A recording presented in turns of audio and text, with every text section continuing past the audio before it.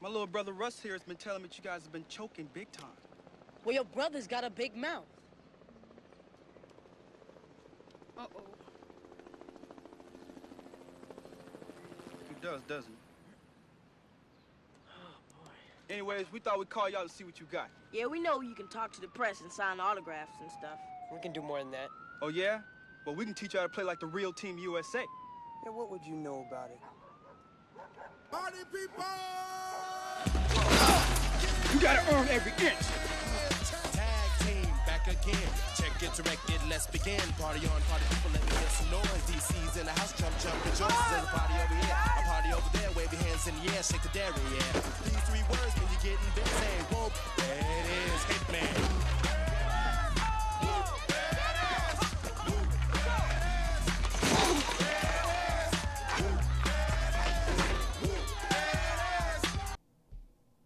What is going on, movie lovers and bud smokers, and welcome back to 5 on It.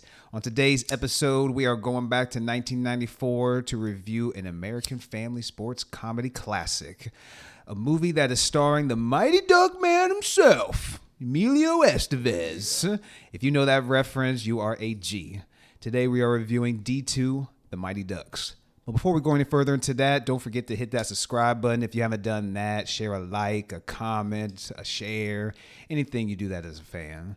But if you've been with us before, you know how we roll around here. But if you haven't been with us, if this is your first time tuning in, me and Sir Fraser are going to give you some pros, some cons, some highlights, some quotes. And then at the end, we're going to give you our score out of 5. Sir Fraser, tell the people what we're smoking. Not what we're smoking on. Tell the people about Mighty Ducks. Man, so this movie was a sequel to the 1992 Mighty Ducks. This movie was released in 1994. It's directed by Sam Weisman, and it has pretty great cast. You got Emilio Estevez, Michael Tucker, Jan Rubes, Catherine Urbe, I think is how you pronounce her name. Kenan Thompson.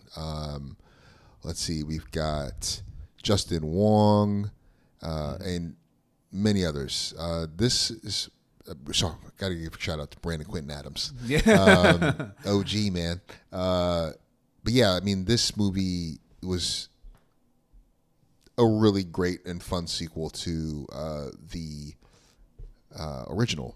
And one thing, just stepping it back, man, I just want to say, dude, we got to give a shot. We got to get a big a spotlight to the 1990s, man. This was an incredible era to be a kid in.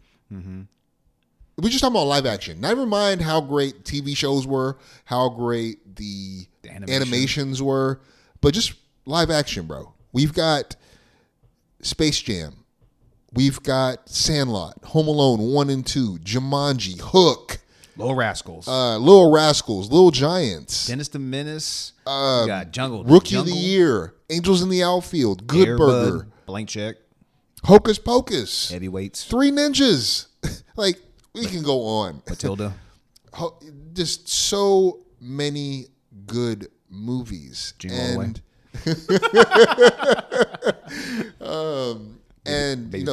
this is another one of this. I think rewatching this movie just reminded me of how great it was to be a kid during that time, because we just had a treasure trove of movies and TV shows. And this movie, the thing that I really appreciate about this movie, kind of rewatching it later as an adult, is just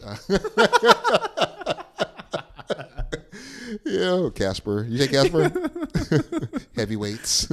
Cinderella. Blank Check. Teenage Mutant Ninja Turtles. House Guest. Oh, man, dude. So many great movies, man. And you didn't even touch on like the animation, bro. No, that's what I'm saying. We're not even getting witches. The witches. There's just a plethora of movies. Like, you're just, and thinking of like, I mean, I'm sure if you're a kid in the 90s, you're going to know exactly what I'm about to say is like when you had those old VHS tapes that opens up like a book, and it had like I think those were more for like obviously Disney movies, but like I remember like Jungle Book on that, and even Aladdin and Beauty and the Beast and all that Lion shit. King. It's like, oh my God, like you're just taking like the nostalgia and just shoving it in my face in a good way, man. You know, another good movie from that era? It had a combination of live action and animation. The Page Master. Oh, coke. Oh yeah, I remember seeing that in theaters, Dude, that was a dark movie for a kids movie. because that was like when he was like in the rain riding his bike and like to that library. Was that the movie? I think that Was that it? I haven't seen that movie in so long. And then I like do the movie remember that. turns into like animation though. Yeah, I remember I remember the Sega game. Was it a Sega or SNES? We're deep in the weeds. I didn't even know that that was The game. a game. Yeah. Oh yeah. But I was gonna, but mention about Mighty Ducks is like a highlight of this movie is just the cast in itself. Oh man, Because- the screen chemistry is Well, I'll say like the screen chemistry, like they're playing like you got the Bash Bros and like everybody like they have great chemistry with one another and just cracking jokes. But just as a whole, like when you see in like some of their careers that they panned out, like they've all like not all of them, but most of them have had like really wealthy careers. Like you got Joshua Jackson and Mike Vitar, who was like the rookie. Not the rookie, in Sandlot, he was the Jet. And then you got obviously Shaun Weiss, who's been in numerous like kids movies, 90s movies growing up. Elden Henson, who's in the Daredevil movies, not movies, but TV show as Foggy. And there's like another one, Brandon Adams, who was in People Under Stairs. So like when you're looking at the cast, you're like, God damn, all these kids like actually had like some nice careers. But one particular person I wanted to give a shout out to was Kenan Thompson, who's been around. Obviously, he was in Mighty Ducks. He's been in Heavyweights as a young kid. He's also in D3. Yeah, in D3 as well. But then like he's in All That, Kenan and Kel, and now he's the longest running cast member of Good Burger, 90s movie. He was in he's the longest tenured SNL member, and just like having that on his career, I don't know if he gets enough credit. He did Fat Albert too, remember? Yeah, I didn't see that one. I didn't see the remember movie, and I'm not like a huge like Fat Albert guy, but it's like, either. but that is a classic like franchise and everything. There's a reboot, yeah. Yeah. And so just shout out to Kenan Thompson just for being just like the longevity in Hollywood and how long that is, especially starting at a young age. And never really like when you hear about Kenan Thompson, you don't hear anything like bad about this dude. I never heard any sort of like negativity, and even like class act. It seems like him and Kel have like a good friendship as well, even though like they've gotten older and obviously have their own separate lives. So just shout out to Kenan Thompson, but a huge highlight of this film is just the cast and not only their chemistry, but how their careers have panned out. Yeah, I mean, and that's apparent from the opening minutes, right, and to the end, right? So the beginning where we have the montage of them rollerblading around, assembling the team that Did you have rollerblades growing up? Oh, I did, yeah. This is that time. Like I had rollerblades, I had the hockey puck. We used to play in front of my house. Use the recycling bins as goals, man. But you know that opening montage where all of the team members are tracking.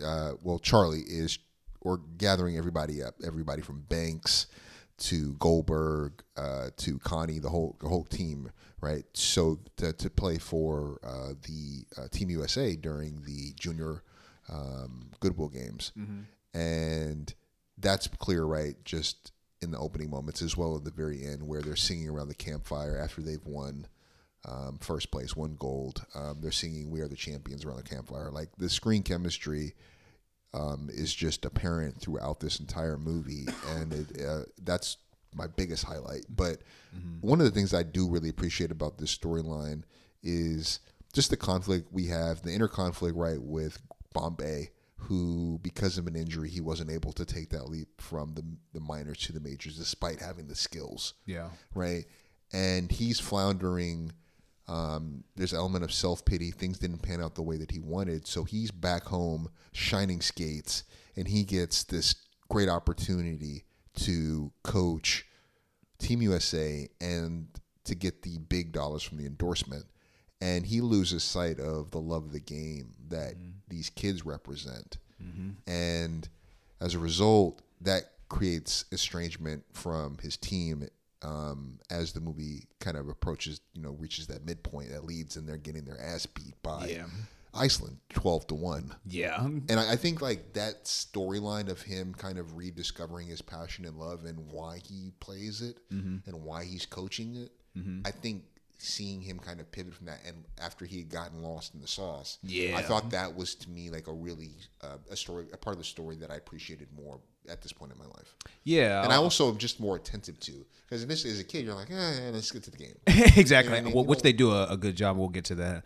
But just like you're seeing him and like how he succumbs to some of like, you know, like the endorsements and like you got the slick back hair and the parties and whatnot. Mm-hmm. And I mean, he's getting shown the life that he wanted to have when he was like the hockey player. Beautiful and so house. yeah, and so like of course he's gonna like you know, succumb to some of these things because that's what he always wanted. But one like quick like little funny thing I was thinking was when like the team like catches him, like they see him having ice cream with the enemy. The trainer from Iceland, yeah. Yeah. She was a cutie though. And then like, you know, the team is kind of like pushing back on him and whatnot, and like they like kind of call him out. And my brain it was thinking, it's like, bro, you just tell these kids to shut the fuck up. It's like, bro, I'm trying to get ice cream. I'm trying to knock some boots right now with I'm a this little grown Icelandic man. chick. You are children. Exactly. It's like we see what y'all were doing, cruising around Beverly Hills, trying to get them in those bikinis. I'm trying to get this girl in a bikini right now. All right, so just pipe down. Yeah. But that is just like one thing that just like kind of struck me as just kind of funny. I was like, man, just tell these kids to shut the fuck up. That was a funny scene. But I think there's also the earlier parts of this movie, right, where we got some of the core members of the Mighty Ducks as Team USA, and then we have some newcomers who, you know, are going to be joining this team, and the conflicts, the personality clashes, tension, and just like the scenes where he's teaching them to coordinate and think and play like a team. And, you know, we have some of those funny scenes where, what's my guy's name? Dwayne, you know, he's from Austin, Texas. He was low key like one of my favorite ones, dude. He's lassoing everybody up on the ice. Like that was a fun scene. Seeing the Bash brothers kind of solidify and kind of connect. That was fun. And then you have like the scenes, right, where they're applying the shaving cream to Dwayne, Goldberg, Jesse, and I can't remember who else it was. But yeah, just like really fun moments. Averman has some great lines, especially after they get their asses beat. They're losing to Iceland, and Bombay is really feeling himself. He's feeling the pressure from the Hendersons, whatever the endorsement company was about, Hendricks. you know, Hendricks. There we go, not losing, and he gives this, you know. He gives this rant to them about not being a losers in this, and Averman's like very inspirational. Very inspiring. I know, I was like, wow, that was inspiring. Oh man, but yeah, seeing the team kind of gel, and I think to me that this game really kicks up a notch during the Iceland game, the first game, right? Oh yeah, where they are just getting pummeled. They were very confident, very cocky, rather. 12-1. And even Bombay really feeling himself, thinks that they're a shoo-in to win these games, and they get served. I mean, this team was just physically dominating them. Some of those hits, along. I was like, "Yo, this is a Sports Center top 10, bro." Because I'm not like, I mean, I'll follow like hockey here and there, but it's definitely easily like the fourth sport because like for me, I'm a basketball, football, baseball dude. So like I'll catch some hockey here and there, but like I'm not familiar with any of the rules. And so like seeing them just get their asses handed to them, I'm like, bro, are some of these hits legal? I'm like, can you actually do this all in hockey? There's like literally check these motherfuckers like that. But that's one of the things that they do well in this movie, I feel, is like all the hockey scenes, whether it's like on the ice or when they actually take it to like the street and like put on the rollerblades and stuff, I feel like are just well shot scenes. They make it very fun. The camera work, yeah. Yeah, and this one make it exciting as well. Like that, it still holds up like to this day, like watching it as an old. Well, this is a first time watch for me, but because I mean I remember watching this as a young kid, but like it literally does not. I don't remember anything from this movie. So watching this for the first time as an adult, I'm like, yeah, these like all these scenes, like as far as like the action scenes are really well shot. They still hold up. But like when they are like playing this Iceland team, like I said, they are just getting their asses handed to them. And then old girl gets her time to shine because Goldberg, Connie, or you're talking about the goalie? Yeah, the goalie. The cat, Julie the cat. Yeah, Julie, because like she's talking to Emilio, and she's like wants like her chance, but Goldberg is actually like doing his thing. But in this one, Goldberg is getting his ass handed to him. But I mean, the whole team is just getting whooped, pummeled. But there's a pretty funny scene like when when they start messing with Goldberg, and then they're like, Goldberg, that dude will kill you. And he's like, yeah, well, hold me back, like I'll kill him. And he starts trying to charge him, but they're holding him back, obviously. But then they're going to give him a rest, and so they bring in Julie, but Larry, because she's a girl, and just like they have another female player as well, like he's Connie. Yeah. But they're playing these girls just like anybody else. If you're sharing locker rooms, that's the thing you notice. Like they had this same locker room. They were also. They were gunning for Connie. Oh, exactly. Like she's one of the shooters, just like Russ was, who's also a highlight. We'll get to him soon. But both of them were shooters, and so they were. Those Iceland team were body checking them, and that's when Dwayne fucking saves her with the lasso. It's like, bro, where did that lasso come from? But that's exactly what would happen. Unfortunately, with if females are going to step on the court, they're going to treat it just as equally. That's just how it is. Nobody's going to give you a free handout. So if you're going to step on the ice, you better be ready to just take some of these licks for sure. But I think what was funny is that. Rewatching this, I was just reminded. I was like, "Oh shit!" Like there were 2 women on this team. I didn't even realize. I was like, "Oh shit!" And that was really cool that was a part of it, even in the '90s. Because like I said, or like you pointed out earlier, some of those hits were. They were. I'm talking leveling, but it's like leveling somebody. They weren't like taking it easy on anybody. They were just they were handing it to them. But when she gets her. When she gets her time to shine, she lets her anger get the best of her, because earlier in that, as soon as this game starts, one half of the Bash Brothers, he gets thrown out immediately. Literally, they call the whistle on him. Intention to hurt. Get out of here. You're done for the game. And then another highlight of this whole this movie ramps up every time when they play Iceland twice, and both these scenes are great. But that dude is just losing his shit in the goddamn locker room. And I'm just thinking, that's probably me if I was probably a hockey player too and I just got kicked out. I'd be losing my mind. But eventually Julie gets thrown out too, because she hits both of these boys. And then once again, intention to hurt, you're disqualified. And then she gets let in the locker room, and then she just looks at him and just like, yeah, I know the feeling. Well, I think for me, when after they lose is when they're really kind of in the pits. They're trying to discover their mojo. They're estranged from their coach. And that scene where Russ, who's been heckling them the entire tournament, played by Kenan Thompson, when he takes them to play street hockey with, in the hood. He's from South Central. Of course. We learned that. Yeah, exactly. Very stereotypical, but that's such a great scene, and that's a big highlight for me, because you hear tag teams anthem. I swear that song was everywhere. Whoop, there it is. Whoop, there it is, man. God damn, that song was such a banger back then for me. As a kid. Because since this is the first time watch for me, as soon as that you kick in and you hear that, like, oh shit, here we go. Whoop, I'm like, turn this up a little bit. This is a little bop right here. That will definitely be in the shorts. Oh, for sure, man. But that's such a fun scene where, it kind of helps them kind of rediscover their heart. There's that good scene with Ken. He wasn't traditionally a hockey player. He was more of a, I guess what kind of skiing was he doing? Like competitive skiing or ice skating, figure skating. He was doing figure skating, right, Ken? Oh, and yeah, then honestly, I kind of missed it, like what he was actually doing. Well, he wasn't typically a hockey player, but he was such a good figure skater that they thought that they convinced him to try hockey, or Bombay did, I think. But he kills it though. And they that sequence where they're playing street hockey and he teaches them how to fight. Russ's brother teaches them how to fight. Throw down your gloves. Yeah. They throw down the stick. Throw down your gloves and take your shirt. Yeah, that's fun when he does that, and in the second Iceland game, and he ends up getting in a fight with the goalie after he scores, I guess. And he ends up getting after the fight the penalty box, and then the other Brash Brothers start wiling out and just fucking feeding off the crowd and just super amped, and they end up having to go into the penalty box. It's like, oh, the third Brash Brother. That's such a fun.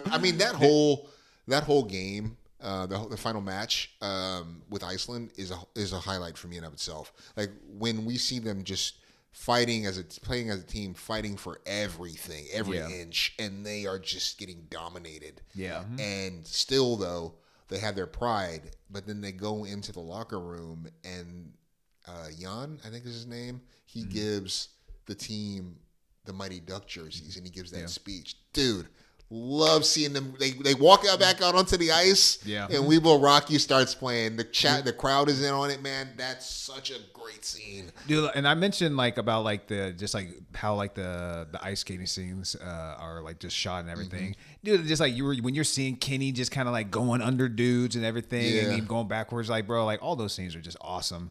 But I will mention though, like. They were still getting served. Oh yeah. In like the final game, and it's literally like 4-0, and I'm like, bro, you should have brought in the Bash Brothers a little bit sooner, man. Yeah, like man. I said, maybe like I missed something or one another. Maybe they're in there trying to do their thing, but I'm like, but they're still getting they're still getting their asses whooped. But I'm like, bro, it felt like as soon as it hit like 4-0, that's when like things like turned up a little bit for them and everything. I'm like, bro, y'all should have brought in these guys when it was like 2-0. You should have felt the temp of your team, bro. You're about to lose it. But like you said, they go into the locker room and everything, and once they get the jerseys, they bring out the actual Mighty Duck jerseys and everything. And those are the ones they usually use for the NHL team. I'm sure they've like switched it up now, or I'm not sure what or not, because like I said, I don't follow the NHL like too closely. But one thing I will ask you though, man, are you more of a D2 jersey guy, or are you more of a D1 guy? Because honestly, I'm looking at the Mighty Duck jerseys from the first movie, and honestly, those are pretty clean, bro. I respect the OGs, especially the colorways, because they're similar to U of O, University of Oregon, my alma mater. Yeah, but dude, the ones in D2 are so slick. They're more iconic for me, which seems maybe it sounds a little weird because this is the sequel, but I think that jersey, that logo is just more ingrained in what I associate with the Ducks. No, I think I like the colorway more in the first one, but the logo is definitely like more iconic, and it suits it more. Like I do like Jason it more. mask kind of vibe. Yeah, it does. Honestly, you can't go wrong either way. No. I wouldn't be mad if I got a Christmas gift of either one of those with Conway. Yeah, I'm good. Dude, and another like mention like Kenan Thompson, like he's a highlight in himself. Whether it's when he's heckling Goldberg, hey Goldberg, I bet if that was a cheeseburger you'd catch it. The way he laughs like that after he says it just makes me crack up too. But then also like him and his knuckle puck and stuff, and so like when he joins the team, because what's his name? Let me try to bring up. Adam. Yeah, when he's out, hurt, when he can't use his wrist right now. He's low key like the best player on that team. Yeah, I mean, cause like he was like a little rich boy, cause like he was not like the scouts were there like trying to find him, and he was just like taking it way too seriously. It was like at the end, like there was like they want to be fun with it, and that's kind of like what drives them as well, like trying to get back to basics a little bit. But damn, I kind of lost my train of thought a little bit. With Kenan Thompson. Oh yeah. With Kenan Thompson, man, and like when he joins us with the knuckle puck and everything, and like you see him, and he's just like an actual threat for the team. Because even when like they start playing Iceland towards the end, they start mentioning like when 56 is on the court or on the ice, you better triple team him. When Russ Taylor is on there, you triple team him because they know that dude's just a boss.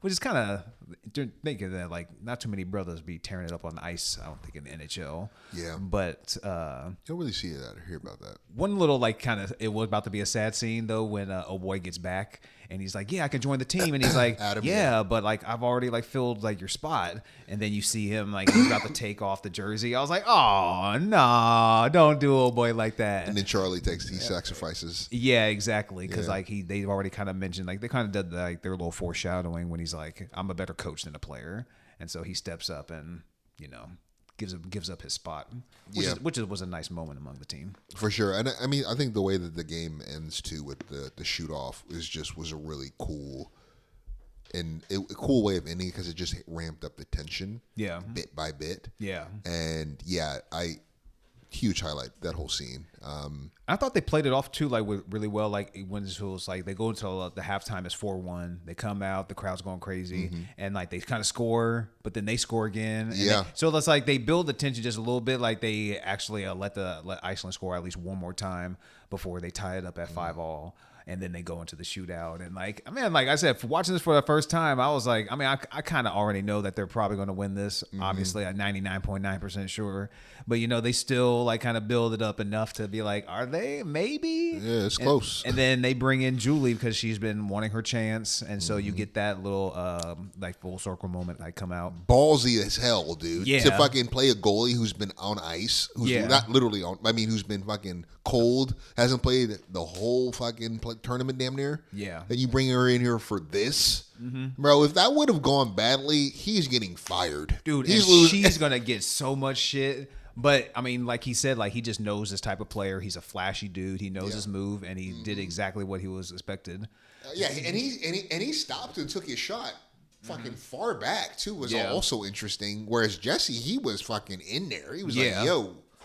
Dude, that's what like what old boy Luis, he's the jet in the Sandlot. Yeah, he's so fast. I mean, whoever was like, I'm guessing it probably wasn't actually him, maybe. No, but like whoever was like doing like some of his aerial shots of him just going down the ice, man, he was fucking hauling ass. Yo, but the fact that grown he just ass man probably maybe fast as fucking better the kids. But how he just like literally just stops on a dime and sprays like the ice on him. I mean, this wasn't in the shootout, but that was just a fun scene, like to see him do that.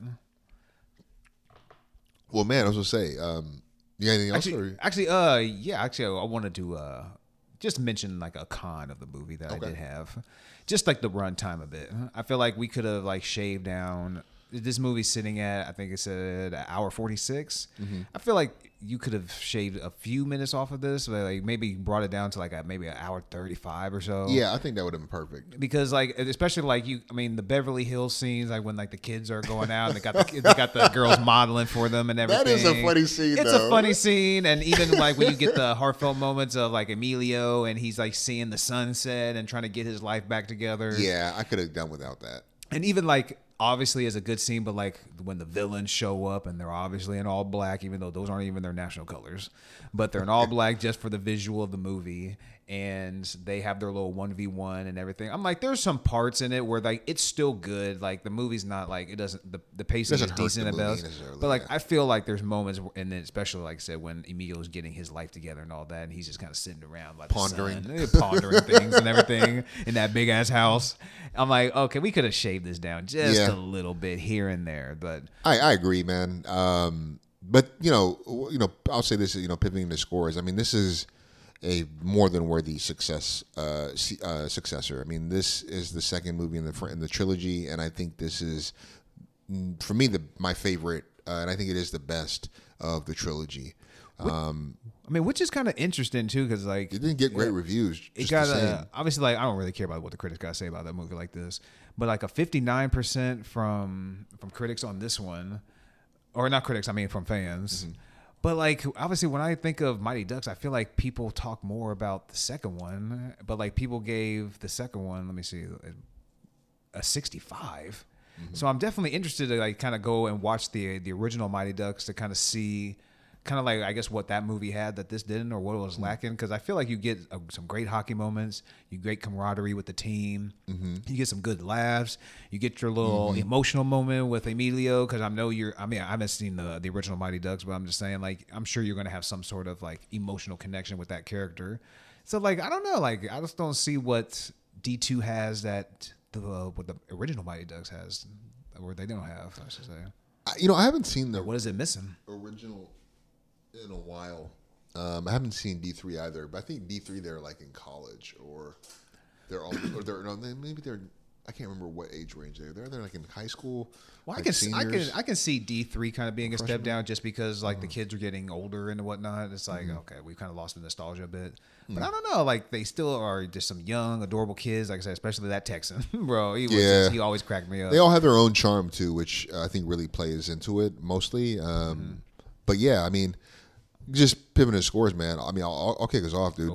This is a 3.5 for me. I really, really dig this movie. I don't rewatch it a lot, but I'm often down to watch it. Like, it's just one of those movies that I don't necessarily think of, especially on Disney Plus. But it is such a fun movie. I think it is, again, the best movie of this trilogy. And it also, man, nostalgia has its hand on the wheel when I'm rewatching this movie. Oh, yeah. It really just takes me back to that time of when street hockey was really a thing, at least for me personally. And it ranks up there. I don't know. It's not tier 1 for me as far as kid live action movies. I think that Sandlot is firmly there. Probably Hook. Hook might be a tier 1 movie for me as well. Little Giants, no doubt. Where would you put Hook at for you? Man, Hook for me, yeah, I would probably put that as tier 2. I feel like I'm in the minority for having Hook up as high as no. I do. I think I probably would put because man, I love Rookie of the Year as well. Oh man, dude, I gotta rewatch that. You guys are gonna see a Home Alone 2 review coming out next week. But we mentioned like Daniel Stern and how much of a legend he is in those 2 movies. But I would honestly Hook. Yeah, I think I might put Hook as a tier 1 because although I haven't seen it, like I don't rewatch it as much, I do have fond memories of it. And I just haven't seen it in a minute. Villain. No, you got what's her name? Julie Roberts as God, and Tinkerbell. Julie Roberts can still get it. But yeah, I would honestly put Hook as like a tier 1 movie. But yeah. I mean, honestly, my score, I agree with you as a 3.5. It like for a first time watch, it definitely like holds up like pretty well as far as like the action scenes and even some of the laughs and the character, like their chemistry and whatnot. Yeah. And if anybody, I guess, wanted to turn it on and like check it out if they've never seen it, yeah, I would definitely recommend it. Yeah, exactly. Watch. This is a nice like holiday. This is the holiday season, and this is a nice movie. Like if you got the tree going, a fire going, and you're just kind of cruising through Disney Plus, and you're like, oh shit, Mighty Ducks 2. I haven't seen this shit in a minute. Throw it on. Spark went up. Exactly. This is a very enjoyable movie. But, I mean, it would be like a tier 2, I feel like, of film for me. Like, it's not going to be a one that I necessarily go to just right off the rip. Like I said, like a Little Giants, even like a Rookie of the Year. Or fucking Remember the Titans. Let's not forget. Especially if we're talking about like sports movies in general. Yeah. If we're talking about like 90s like kids movies, I would say it's a tier 2. If we're talking about sports movies, then I would say it's probably like tier 3, maybe. Yeah. Yeah. What's tier 1 though for you? Remember the Titans, something like that. Yeah, that's a tier 1. Like Friday Night Lights is a great movie. That's probably tier 2 for me though. I like that movie as well because like kind of like how I like Infinity War. Like it doesn't end how you think it's going to end. No. And so like you think I don't even want to give people spoilers for Friday Night Lights. If you haven't seen Friday Night Lights, go check out that movie. But if you know how it ends. You know what movie to me that it's based on a true story is so good. I haven't seen it in a minute, but a movie that I really dig, and I feel like it got shat on. Blue Chips with Nick Nolte, Shaquille O'Neal, Penny Hardaway. I've never seen Blue Chips. Yeah, dude, that's such a fun movie. Is it good? I dig it. Isn't Shaq in that? Yeah. Yeah. See. Yeah. Oh, speaking of Shaq, 90s movies, Kazam. Oh no, is it? No, it's no. Isn't it Shazam? It's not Kazam, or is it Shazam? I thought it was Kazam. I know, like Sinbad. Yeah, it's Kazam. It's Kazam. Yeah. Oh, then you got Steel, but I don't really fuck with Steel. God. But I don't know if we mentioned also like House Guest with Sinbad as well, or Blank Check. Man, Disney has like some as far as I fight kids movies, man, they are just some heat. Throwing just haymakers. That's why I mean, you can't cancel Disney. I mean, unless I don't want to get into that political shit. But I was like, man, it's hard to cancel Disney Plus just because of their library, man. Man, it's vast. I remember when it first came. HBO Max too is great. Well, HBO Max is like for the adult shit. Disney Plus is for the kid shit. and Marvel. I mean, and Hulu too now. I think it's all bundled, isn't it? Oh yeah, it's all on one. I watch Alien Earth on there. I think they somebody was telling me that like they have like shorter ads on like Disney Plus though. I don't have any ads on my Disney Plus. Oh, see, I pay for the ads because like I gotta like because I have like I'm paying for like get them out of here. Bro, I'm paying for like so many different ones. I'm like that $20 will start adding up. So I'm like, you know what? I'm not doing those. I'll just deal with the fucking ads, man. Yeah, the one I do I get ads on Paramount and definitely Prime. Prime gets enough of my money. I'm not giving them any more for fucking ad free. No, yeah. And like honestly, there's not enough shows on Prime that I fuck with. I mean, I do fuck with The Boys and Invincible, but out. But shit, I'm off season now. I'm not watching any of this.